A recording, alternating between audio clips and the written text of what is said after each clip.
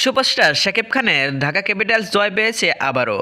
এবার ইয়াশা সাগরকে কাঁদিয়ে আবারও জয় পেলেন ঢাকা ক্যাপিটালস।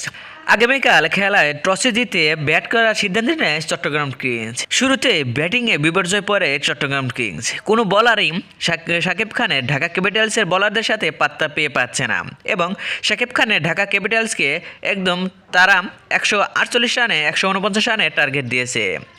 সেই ইনিংসে ব্যাট করতে নেমে শাকিব খানের ঢাকা ক্যাপিটালসের দুই ওপেনার তানজিদ তামিম ও লিটন দাস দেখে শুনেই পাওয়ার প্লেতে তোলে বিনা উইকেটে 57 রান। সেটা দেখে শাকিব খান তো মহা খুশি।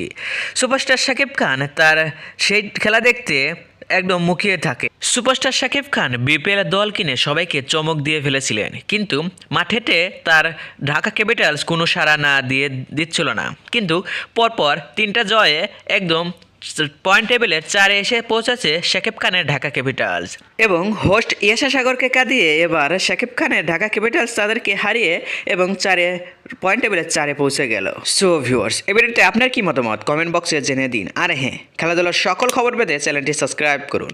ধন্যবাদ।